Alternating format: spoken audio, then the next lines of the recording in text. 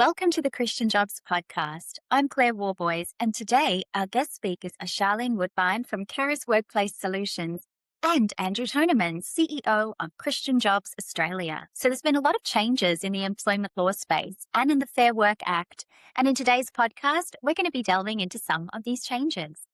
Look, we hope this is going to be helpful because there's just so many different changes that are going on in the employment market at the moment, and so many questions people are asking and they're not sure about, and things change so quickly.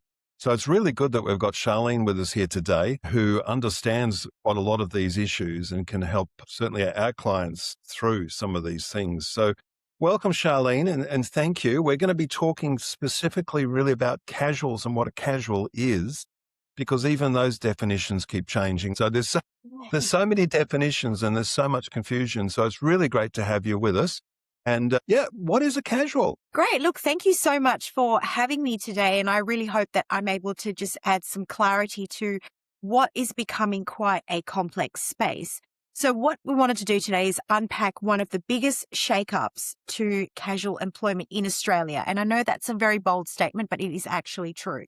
So before I answer your question, Andrew, which is a very good question, what is casual employment?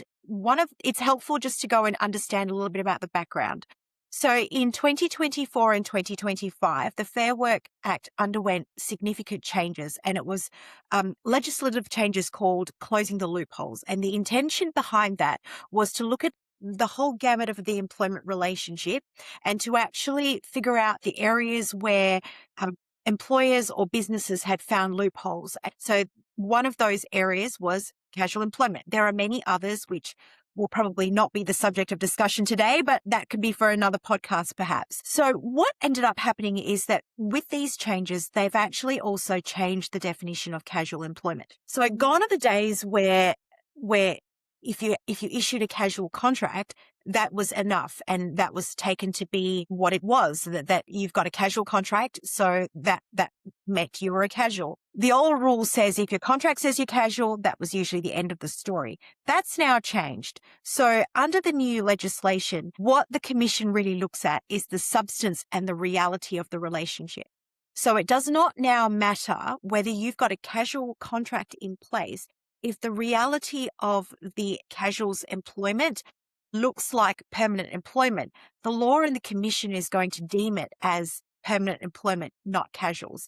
So that's what I really wanted to unpack today. What exactly is casual employment? There is a misconception among a lot of employers around the use of casuals. So some employers and some of my clients who, before they've understood what these changes include, will think that, well, if Joe Bloggs is only working 1 hour a week, surely he's a casual. Well, actually, that's not true. The definition of casual employment has nothing to do with the quantum of hours a person works. Another example might be, well, I just want to try a person out. So I don't know whether they're going to work out in my workplace, so I'm just going to put them on as casual. Well, actually, that's not what a casual employment is. So we've got to make sure that we're using the right mechanism in the right context in our workplace. So let's delve into that question. It sounds like a simple one, but it's actually not. What is a casual employment? What are the hallmarks of a casual employment relation? There is a lot of law that sits behind this, so I'm going to try and simplify this and make this as user-friendly and easy to understand as possible. The test is there a firm advance commitment to ongoing work? So does Joe Bloggs know that next Tuesday I'm going to have to go into my workplace and I will have hours for work? They don't necessarily need to know the exact days and hours, but if they have a firm advance commitment of ongoing work, that is one indicator that they are not casual, that they're not a casual employee. The second test is, do they have a regular pattern of hours? So the pattern of hours don't necessarily have to be the same hours of work or the same days of work, but if there is if it's largely understood that they have an expectation of hours and that there is some sort of regularity in their hours, that is also another indication that they're perhaps not casual employees. The third test is, can the employer offer or choose to offer employment? So as we understand with permanent employees, if you're a part-time or if you're a full-time employee, you've promised that employee a certain number of contracted hours. In a casual arrangement, the employer has the choice to determine whether they have hours of work to offer? And conversely, does the casual employee have the right to refuse or accept those hours? So if there is an expectation that if they're called into work and that they are to work, then again, that's one of those indicators that perhaps they're not a genuine casual.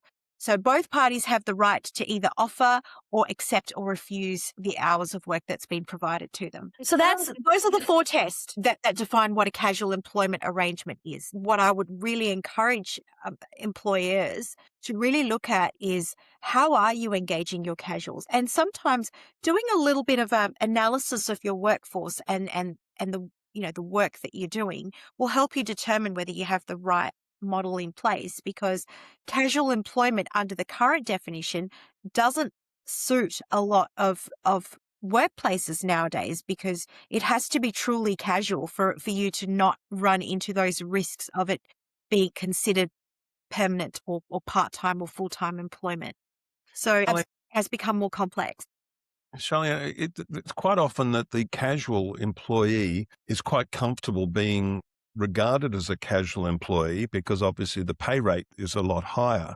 So the casual employee quite often, even if they're actually not a legitimate casual as the way you've explained it, might probably be more appropriate as a part-time employee, but they're not going to say anything because they're obviously on a higher pay rate and they're treated like a part-time employee anyway. So if the casual employee, well, the casual employee is comfortable on the arrangement and the employer is also comfortable on the arrangement, where are the risks in that? That is a fantastic question, and it's one that I get all the time. One of the things that I always caution my clients is everything's always great until it's not. Yeah. So, you might have an understanding with your employee when your employment relationship is great, but none of us have, an indicator into what's going to happen in the future. And my sincere hope and prayer is that none of your members have to go through this exercise. But let's assume for a moment the absolute worst case scenario. An employee under the new changes can at any stage notify their employer that they wish to become permanent. And I'll answer your question in reverse, Andrew, so just bear with me. So if they want to convert to permanent or part-time employment, they can actually do that in writing if they meet a few little conditions. They've worked at least 6 months. If the business is a large business, if they're a small business, then it's got to be 12 months. And also if the employee believes that they no longer meet that definition of casual employment. Now, when an employee makes a request like that, the employer has 21 days to either confirm the conversion or explain why they believe they still meet that casual definition. So this arrangement now replaces the old concept of casual conversion. So employer has the right to request to become permanent, and the employer has to provide with a justification as to why, whether that's accepted, or if they don't believe it's accurate, then why that's the case. What happens if everyone understands, look, this is really not really a casual employment, truth be told, but I'm happy with that because I quite enjoy my 25% casual loading that I get, and I don't really want to change. And I quite like the flexibility that I get, so I don't want to change anything. And the employer goes, yeah, I'm happy with that arrangement. I would still caution employers to be a little bit careful. So one of the things that there are some steps that you can take to mitigate your risks in the event that the tone of the employee changes down the track. Because like I said to you, everything's always okay until it's not. And none of us have any control over when it's not going to be okay. So in the event that you have a staff member who may have been okay with that arrangement at the outset, and then now suddenly says, well, actually, I don't believe that that's accurate. One of the things that I would encourage employers to do is to meet with that casual employee regularly and say, we've looked at your hours over the last 6 months. I would say do it every 6 months and keep a record of that conversation. We've had a look at your hours over the last 6 months. It seems to us that you're not really truly a casual employee. You're not meeting that definition. We are willing to convert you to permanent part-time employment. If the employee says no, then write them a letter and confirm it, and also get them to sign the letter to say that they've been offered that opportunity and they've declined. Now, the reason for that is if an employee in the worst case scenario makes a claim and says, I now want to claim all of those annual leave and sick leave entitlements that I ought to have accrued as a permanent employee that I didn't get. You can at least then, the employer has half a chance of actually saying, well, we did the right thing. We consulted with you. We gave you the opportunity. You said no. That becomes a very, very significant and helpful mitigating factor. Good. So there's template letters, there's things that are available out there that I'm happy to assist with or talk through the strategy if that's helpful. But as a basic principle, keep an eye on the hours that your casuals are doing. Keep a record of that. And when you detect a pattern of regularity, meet with them, consult with them, and actually ask them if they're wanting to convert. And if they're not, confirm that in writing and keep records of that. That's good advice. That's great. Thanks, Charlene. What about in the case of a Fair Work audit? Would this issue come up in such an audit? And what's the risk of an SME getting audited along these lines? Generally speaking, the Fair Work Ombudsman will not do generally they will not do a random audit of an employer. Their trigger is usually when a staff member makes a complaint, because remembering the Ombudsman is a national tribunal, a national regulatory body that helps enforce the provisions of the Fair Work Act. So their trigger is when a staff member makes a complaint or a query, then the Ombudsman will have regulatory powers to investigate those. And those factors like keeping records of the trend in hours that a staff member has worked, all the attempts that the employer has made to converse with the employee to offer permanent employment, their declining of that request, all of those factors are relevant. So what I often say to clients is have a look at your staffing mix, because it might actually be you'll benefit from a hybrid model. So you might not want to have a completely casualized workforce, depending on the nature of their business. You might not want a completely casualized workforce. You might want, it might actually suit to have a hybrid of part-time employment, some who are part-time employment, so you have the regularity, but then also have some who are casuals to help fill in those gaps. And so that affords the business or the employer a lot more flexibility in how they're delivering services or performing their duties. Yeah, casual is a bit of a risk, isn't it? Because you could have the situation where you need staff, but none of the casuals want the work. So they've got the right to deny the work too. Yes, that is correct. So that's why having a hybrid model where you have some part-timers means that they've already got a legal obligation to perform those contracted hours. So you can require them to work those hours, and then you utilize your casuals in the true sense of the word, in the way that they're intended to be used, to cover those unintended, gaps that you might have. Clients will often say to me, oh, but we pay the 25% leave loading, the casual loadings. So of course they're casual. Again, that is a misconception. So the casual loading is intended to cover a casual employee for not receiving personal leave or annual leave entitlements that a part-time employee would have. But just because an employer pays that casual loading does not in and of itself render that arrangement truly casual. Because in the event of a dispute, if the employee looks like a part-time employee and the employer goes, well, I paid the casual loading, the commission is likely to just look at that as, well, you were just being a generous employer. Because what we are really looking at is the substance of the relationship, not the fact that you paid a loading. So that's something that's really important for employers to be mindful of. That's good. Also, I guess the benefit of having a casual is that if, business drops off a bit, you just stop bringing the casual in. So you do have some flexibility as an employer to employ casuals for that reason as well. Absolutely. So you have less of an obligation for ongoing hours. You don't have to provide the same level of notice. You're not looking at making staff members redundant, because obviously in most situations, if you've got a downturn in business, you're having to relook at your entire operations. And that could mean that some staff members are made redundant. So there are definitely some positives in having casual employment. You can actually sever that relationship a lot easier than you would if in a normal permanent part-time arrangement. Okay. Can you also have casual employment contractually? So outside of the system, so you're actually having an employment agreement for a casual rate?